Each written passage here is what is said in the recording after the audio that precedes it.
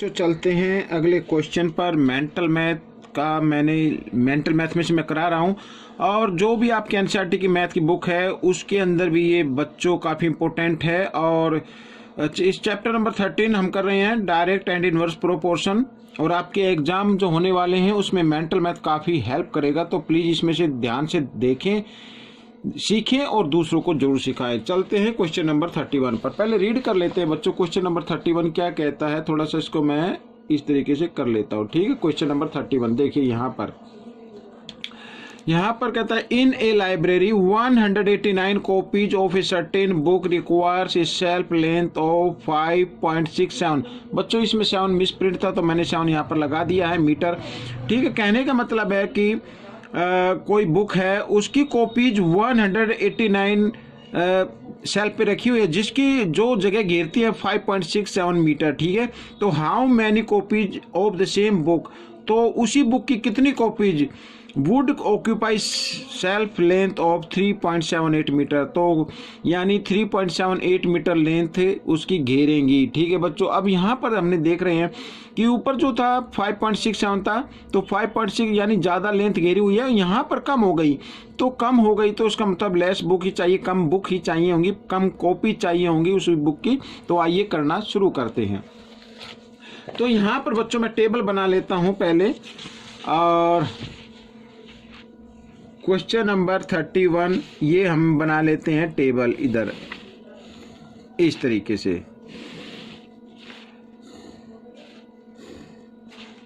ये हमने टेबल बना लिया, ठीक है। यहाँ पर नंबर ऑफ कॉपीज हम इस पे लिख लेते हैं, और इधर लिख लेते हैं लेंथ,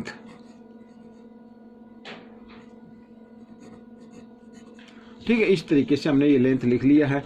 अब बच्चों यहाँ पर नंबर ऑफ कॉपीज है 189, और जो लेंथ कर रही है, घेर रही है, वो जगह घेर रही है 5.67 मीटर। यहाँ पर इन मीटर लिख देता हूँ तो हमें बार बार लिखने की जरूरत नहीं पड़ेगी। आगे इसमें कहा गया है कि 3.78 मीटर, ठीक है, घेरने में कितनी कॉपी चाहिए, यानी इतनी जगह घेरने में कितनी कॉपी चाहिए। मान लीजिए x चाहिए, ठीक है। तो यहाँ पर बच्चों देखो, यहाँ पर जगह कम है तो कम जगह में कम कॉपी जाएंगी, तो ये हो गया डायरेक्ट वेरिएशन, ठीक है। यहाँ पर मैं लिख देता हूँ बच्चों एक बार, लेस लेंथ और रेशो लेस कॉपीज, ठीक है बच्चों। यहाँ पर मैं ये लिख दिया। तो अब हम आइए करना शुरू करते हैं। इसको बोलते हैं डायरेक्ट प्रोपोर्शन, ये मैं भी लिख देता हूं।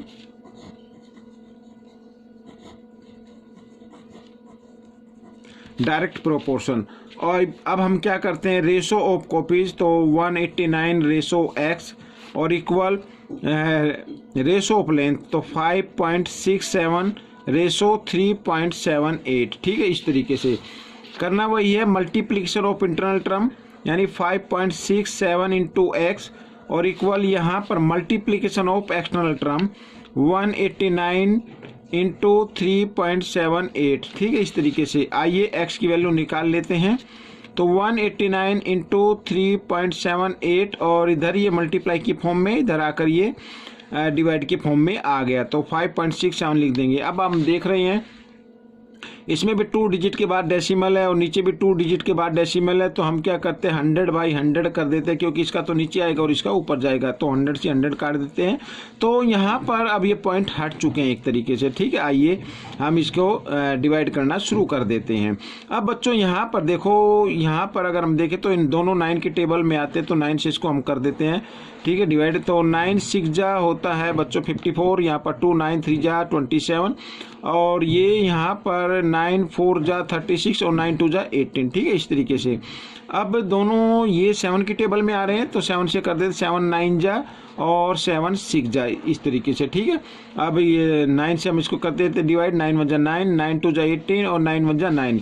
तो कहने का मतलब है कि हमारा जो डिवाइड होने के बाद जो रिमाइंडर आया है वो, सॉरी क्वेश्चन आया है वो 21 इंटू 6 आया है। आइए इनको मल्टीप्लाई करते हैं, 6 1 जा 6, 6 2 जा 12, ठीक है। यहाँ पर तो यहाँ पर ये कॉपीज हमें चाहिए, मैंने इधर ये लिख दिया है कॉपीज हमें ये इतनी 126 कॉपी चाहिए, यानी कि ये आपका आंसर हो गया। ठीक है बच्चों, आइए अब हम करेंगे क्वेश्चन नंबर 32। अब 32 क्वेश्चन करने से पहले उसको रीड कर लेते हैं बच्चों। यहाँ पर मैं आपको ये दिखाता हूँ, ये देखिए, Ali brother is paid ₹2720 on working for 8 days. ठीक है बच्चों, यहाँ पर 8 दिन उसने काम कराया है, तो 8 दिन काम कराने के 2720 रुपीज उसने पे कर दिया है। If his total wages during a month at 6800, यदि उस मंथ के दौरान टोटल उसने 6800 रुपीज दिया हो, तो for how many days did he work, तो बताना है कि कितना काम किया गया। तो बच्चों कहने का मतलब अब देखो यहाँ पर रुपीज ज़्यादा हो गई है, तो ज़्यादा रुपीज तो उसका मतलब ज़्यादा दिन काम किया होगा। ठीक है बच्चों, तो डायरेक्ट वेरिएशन इसमें भी आएगा, मीन्स डायरेक्ट प्रोपोर्शन। आइए टेबल बना लेते हैं, और यहाँ पर मैं ये एक टेबल बना लेता हूँ इस तरीके से। ठीक है, यहाँ पर और हम इधर लिखते हैं बच्चों रुपीज। ठीक है, यहाँ पर लिखते हैं रुपीज, और यहाँ पर लिखते हैं, हम लिखेंगे डेज। ठीक है, अब देखो 2720 की रुपीज के लिए डेज लगते हैं 8, और फिर है यहाँ पर 6800 रुपीज के लिए, रुपीज का मैं साइन लगा देता हूँ यहाँ पर, तो उसके लिए मान लीजिए x डेज लगते हैं। ठीक है, यहाँ लेट कर लेते हैं।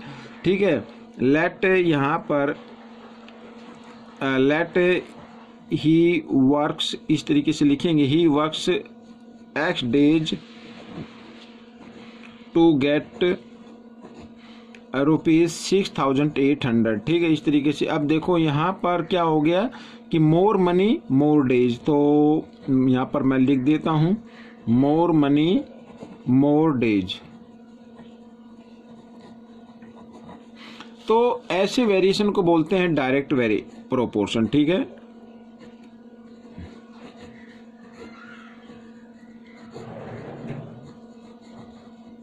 Direct proportion. तो यहाँ पर रेशो ऑफ रुपीज लिखेंगे। ठीक है, ये हमने लिख दिया है रेशो, और 6800 और equal ratio of days 8 ratio x, इस तरीके से। तो करना क्या है, मल्टीप्लीकेशन ऑफ एक्सटर्नल टर्म। ठीक है, 2720 इंटू x और इक्वल यहाँ पर 6800 इंटू 8, इस तरीके से। अब हमें x की वैल्यू निकालनी है बच्चों, तो x की वैल्यू निकाल लेते हैं, और इस तरीके से हम इसको यहाँ पर लिख लेते हैं। इधर ये मल्टीप्लाई की फॉर्म में था, इधर आकर डिवाइड के फॉर्म में आ गया, तो 0 से 0 को आप पहले कर दीजिए। ठीक है बच्चों, आइए अब हम इसको करना शुरू करते हैं। अब आप चाहे तो इन दोनों को 8 से डिवाइड कर सकते हैं। 8 1 जा 8, 8 3 जा 24 होता है, यहाँ पर 3 बच गए, और 2 8 4 जा 32। ठीक है बच्चों, इस तरीके से। आप 34 से 34 1 जा 34, 34 2 जा 68, और 0 यूं की यूं, यानी 20 आ गया 20। ठीक है, 20 डेज काम किया गया, तो उसी के पैसे मिले 6800 रुपीज। तो ये आपका आंसर आ गया बच्चों। ये वीडियो कैसी लगी मुझे कमेंट्स में जरूर बताएं, और इसमें से सीख कर दूसरों को जरूर सिखाएं। चलो कदम बढ़ाएं, देश को शिक्षित बनाएं। मिलते हैं अगले पार्ट में, तब तक के लिए धन्यवाद।